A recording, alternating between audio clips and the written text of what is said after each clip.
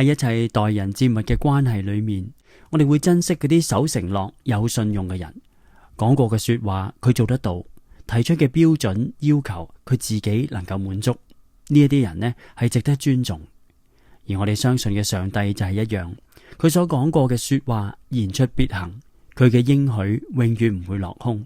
即使人對上帝拯救嘅方法會有唔同嘅期望，好希望上帝呢一刻即時嘅去解決人嘅困難，但係唔好忘記主權喺上帝嘅手裏面，佢先至係上帝，佢知道乜嘢時候先係最適合，用乜嘢嘅方法去施行拯救，先至最貼合上帝真實真正嘅性情。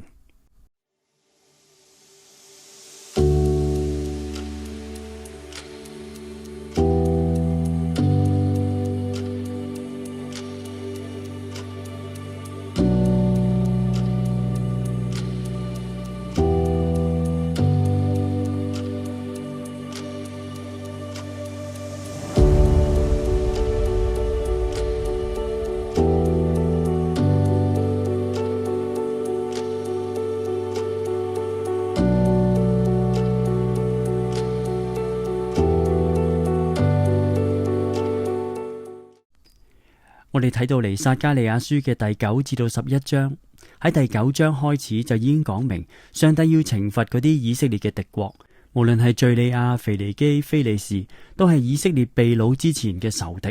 而呢啲嘅國家，因為佢哋做過唔公義嘅事情，所以上帝呢都必會追究佢哋。嗱，雖然上帝呢曾經利用呢啲嘅國家去審判以色列國啊，而家嘅感覺好似係過橋抽板咁，但係唔係，上帝嘅公義係喺每一個人身上出現，即使佢曾經運用過呢啲嘅地方去成為以色列嘅審判同埋懲罰，但係當佢嘅公義存在嘅時候，佢就會對於呢一啲欺壓過其他人嘅有不公義事情發生嘅國度，上帝都會予以一個最公平嘅審斷。所以呢啲國家呢，喺撒迦利亞書嘅預告之後，就先後都敗亡啦。撒迦利亞書第9章第1節，我哋一齊讀啦。耶和華的默示應驗在哈德拉地大馬士革，世人和以色列各支派的眼目都仰望耶和華，和靠近的哈馬並泰爾西頓，因為這二城的人大有智慧。泰爾為自己收足保障，積蓄銀子如塵沙，堆起精金如街上的泥土。主必趕出他，打敗他海上的權利，他必被火消滅。亞實基倫看見必懼怕，迦薩看見甚痛苦。以革倫因失了盼望蒙羞，迦薩必不再有君王，亞實基倫也不再有居民。私生子必住在亞實突，我必除滅非利士人的驕傲，我必除去他口中帶血之肉和牙齒內可憎之物。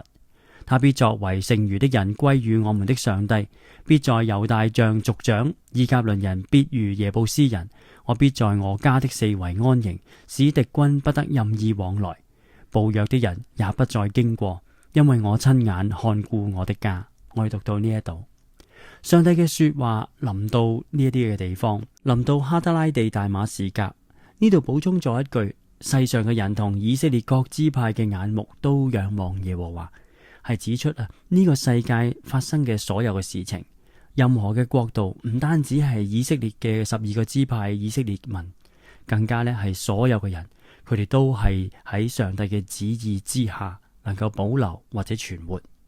所以啦，喺靠近嘅哈馬、泰爾西頓呢啲地方呢，其實全部都喺上帝嘅統管之下。所以上帝嘅審判而家就要臨到佢哋啦。咁接住落嚟所講嘅呢，就好似頭先開始嘅時候所講，無論敘利亞、腓尼基、非利士呢啲曾經擄掠過以色列人嘅嗰啲嘅仇敵，都先後因為佢哋實行過不公不義嘅事情，佢哋嘅結局呢，就係受到審判同埋滅亡。因為一個重要嘅原因，因為我親眼看顧我的家，呢個就係上帝所講，上帝自己親眼看顧嗰啲屬於佢嘅人。然後啦，又預告咗未來會有君王嘅出現，以及上帝嘅子民係要復興嘅，屬於上帝嘅人必會復興。呢段嘅經文呢，我哋非常之熟悉嘅。當耶穌進入耶路撒冷嘅時候，我哋就會經常去重複呢一段嘅經文。所以撒迦利亞書呢一度嘅預告呢，好可能其實就係暗示緊上帝會派一個嘅君王降臨。呢一個就係我哋後來新約嘅時候，我哋所知道嘅耶穌基督進入耶路撒冷城，騎着驢駒嗰個震撼嘅場面。第9節，我哋一齊讀啦。錫安的民啊，應當大大喜樂；耶路撒冷的民啊，應當歡呼。看啊，你的王到你這裏，他是公義的，並且施行拯救，謙謙和和地騎着驢，就是騎着驢的駒子。我必除滅以法蓮的戰車和耶路撒冷的戰馬，爭戰的弓也必除滅。他必向列國講和平，他的權柄必從這海管到那海，從大河管到地極。錫安啊，我因與你立約的血，將你中間被擄而囚的人從無水的坑中釋放出來。你們被囚而有指望的人都要轉回保障。我今日說明，我必加倍賜福給你們。我拿猶大作上弦的弓，我拿以法蓮為張弓的箭。錫安啊，我要激發你的眾子，攻擊希臘的眾子，使你如勇士的刀。耶和華必顯現在他們以上，他的箭必射出像閃電。主耶和華必吹角，乘南方的旋風而行。萬軍之耶和華必保護他們，他們必吞滅仇敵，踐踏彈石。他們必喝血吶喊，猶如飲酒。他們必像盛滿血的碗，又像壇的四角滿了血。當那日，耶和華他們的上帝必看他的民如群羊，拯救他們，因為他們必像冠冕上的寶石，高舉在他的地以上。他的恩慈何等大，他的榮美何其盛。五穀健壯少男，新酒培養處女。我哋讀到呢一度。先知嘅預言裏面提到，以色列嘅南北兩國總會有一日呢就會統一翻嚟。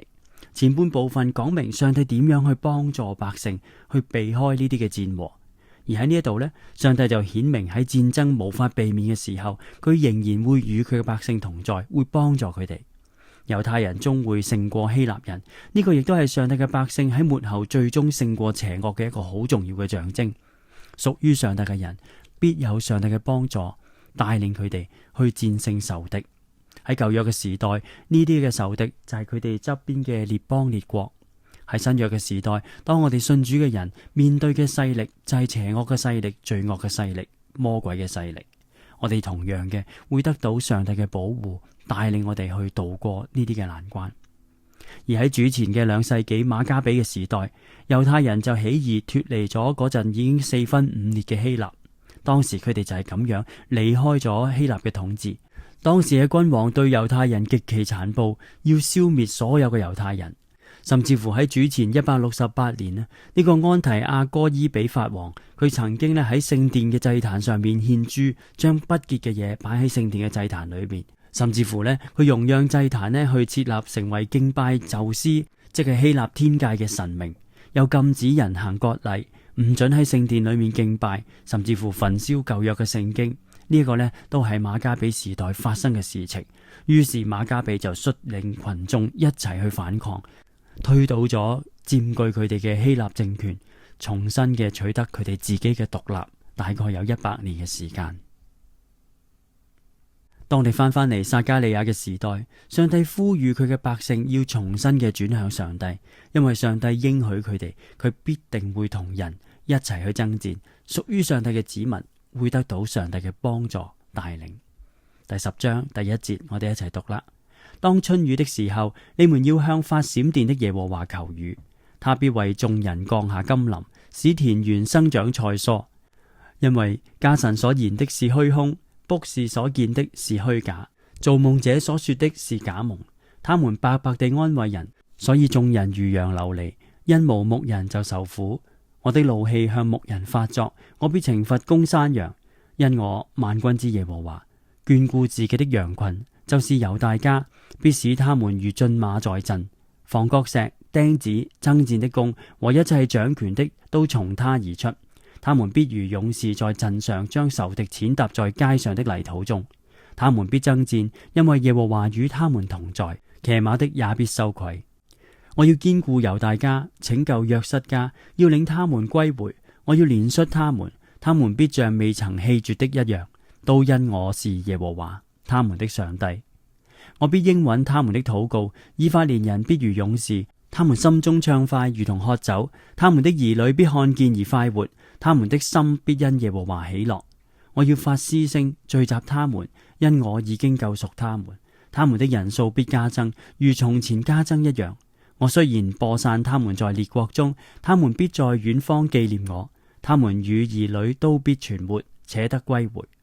我必再領他們出埃及地，招聚他們出亞述，領他們到基列和黎巴嫩，這地尚且不夠他們居住。耶和華必經過苦海，擊打海浪，使尼羅河的深處都枯乾。亞述的驕傲必致卑微，埃及的權柄必然滅沒。我必使他們倚靠我，得以堅固，一舉一動必奉我的名。這是耶和華說的。我哋讀到呢一度，第10章嘅內容係講到上帝會拯救，上帝應許百姓佢必會與佢哋同在，一同嘅去對付敵國。但係首先一樣嘢好重要，我哋要成為屬於上帝嘅子民，成為上帝嘅兒女。我哋要降服喺上帝嘅說話裏面，所以所睇見嘅每一句說話都充滿住力量，講緊嘅係佢哋有得救嘅盼望。去到第11章呢度睇到一個嘅暴君將會沒落，究竟呢一個係邊一個人呢？究竟所指嘅係乜嘢事情呢？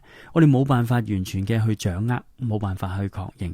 但我哋可以肯定嘅就係呢度係對巴勒斯坦北部地方嘅一個重要嘅審判。第11章我哋一齊讀啦。黎巴嫩啊，開開你的門，任火消滅你的香柏樹。松樹啊，應當哀號，因為香柏樹傾倒，佳美的樹毀壞。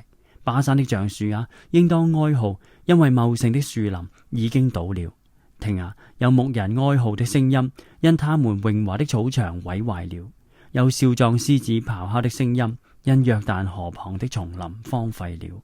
我讀到呢一度，更加可悲嘅係，上帝預言佢嘅百姓將會離開上帝嘅真道，就好似嗰啲羊離棄咗一個好嘅牧人，而落喺一個兇惡嘅牧羊人手上，受到苦待。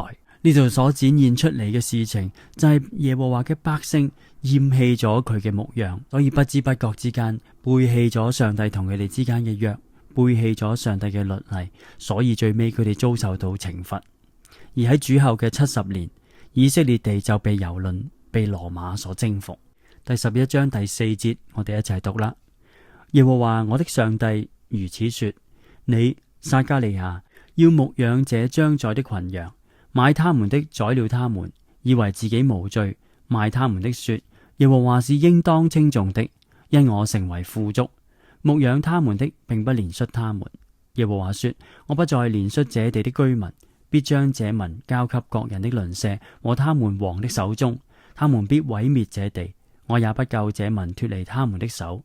於是我牧養這將宰的群羊，就是群中最困苦的羊。我拿着2根杖，一根我稱為榮美，一根我稱為聯索。這樣我牧養了群羊。1月之內，我除滅3個牧人，因為我的心厭煩他們，他們的心也憎厭我。我就說：我不牧養你們，要死的由他死，要喪亡的由他喪亡，剩餘的由他們彼此相食。